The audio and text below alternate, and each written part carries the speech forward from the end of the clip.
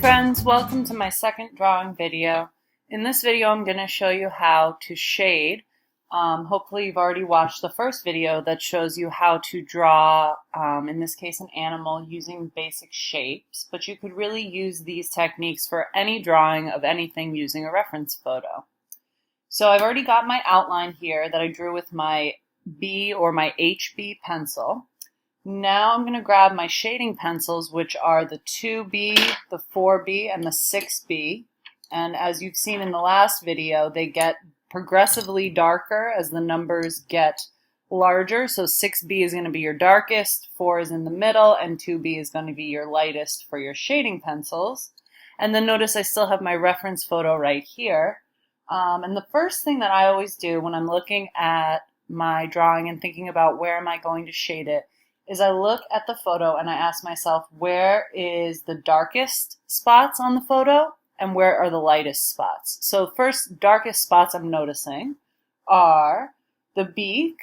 Looks like the eyes are pretty dark, this area here, and then this end of the tail over here. So those are the basic dark spots, as well as his little leg here.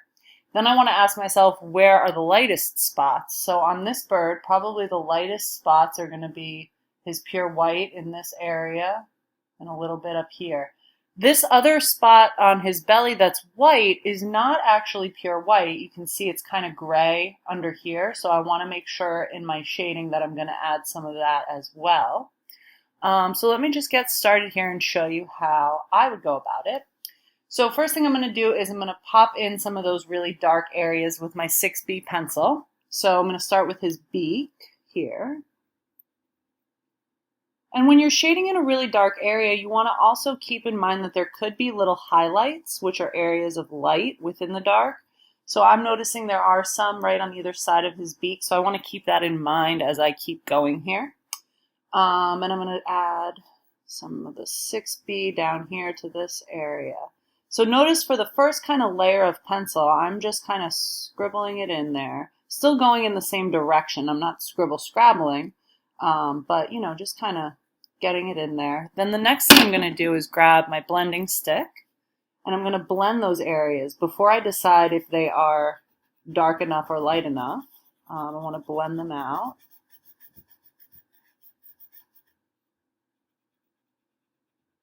And if your blending stick gets dirty, a way to clean it is you can just grab a scrap piece of paper and you can just kind of like rub it on there and it will clean it all off for you.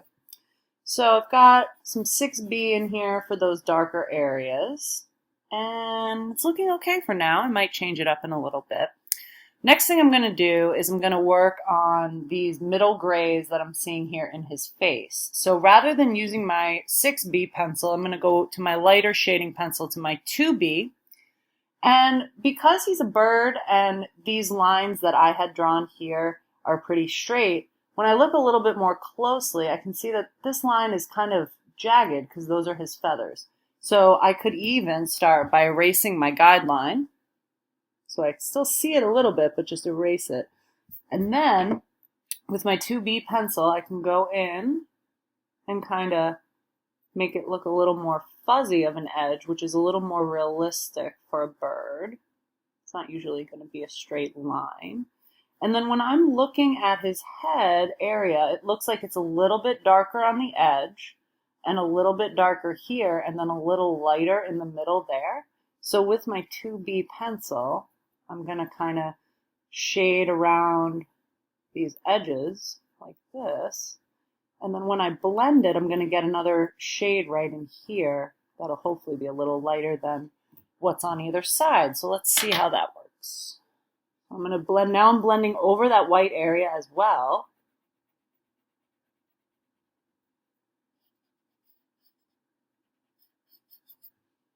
And then at that point I could say to myself, okay, you know what? That's a little bit too dark in that middle area, so I'm going to come in lightly with my eraser. And I'm not erasing the whole thing. I'm just erasing a little bit. And I'm going to blend it again. See, I'm not going to push as hard this time.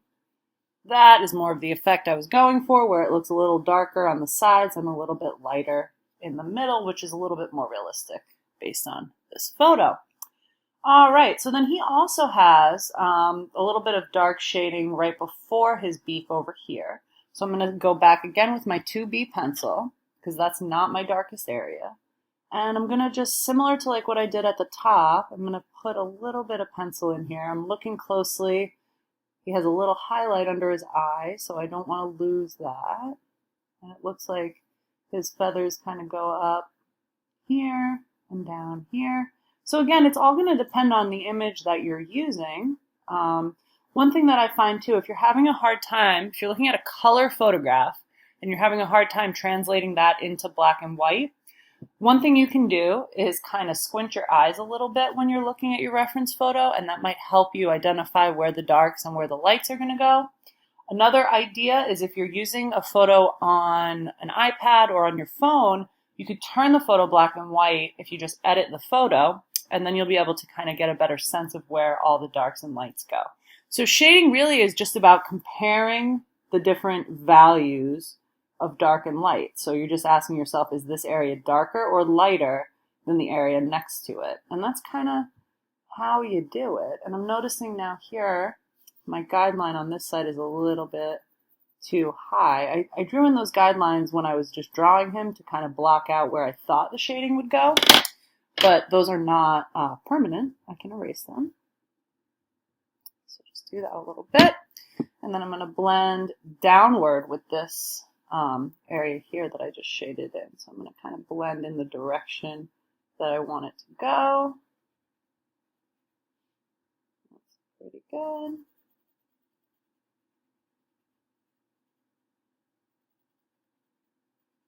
And then what's also nice with shading and blending is you can kind of give yourself a softer edge if you want by kind of just blending out into your lighter area, or you can give yourself a harder edge by going back in afterwards and kind of cleaning up the edge. So it just depends what you're looking for there. All right. So now I'm noticing here with my bird that he's got a shadow underneath his beak, and actually his shadow goes down onto his belly there. So there is this little area of gray in what is usually going to stay pretty white. So what I'm going to do to get that effect is I'm actually just going to use my blending stick that's already a little bit dirty. Might clean it off a little. So it's not so dirty. There we go. And then what I'm going to do is I'm going to look at my picture and say, okay, there's a shadow under here. So I'm going to kind of pop a shadow under there. Notice I didn't even use pencil. I'm just kind of using what's already on my blending stick. And this little beak shadow goes under here. And that way, and then it even comes down onto his belly. So that's kind of cool. Interesting shadow. All right, I'm noticing too, I think I could give him a little bit more belly down here. So one good thing about drawing is that you always have an eraser, and sometimes you will draw stuff in the beginning when you're just doing your basic sketch, and then when you go back to the shading, you'll realize, oh, you know what, there is a little bit more there, or there is a little bit thinner leg. So you just have to kind of, let yourself find all of those things as you're adding in the shading. So now what I would do is I would keep going with this guy at the same way. So I would just keep looking back and forth at my photo and asking myself, is this darker or is this lighter? Another thing that I find kids sometimes forget is that you can layer the blending pencils. So if after everything is said and done, I decide, my beak here and my this area really aren't as dark as I want them to be, I can go back with another layer of 6B on top and make that beak really, really dark. And also, whenever you're doing a shaded drawing, you always want to have some good contrast, which means some nice dark values as well as some light values.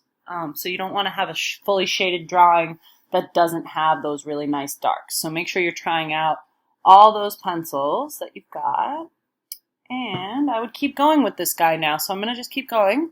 And then I will show you what he looks like at the end.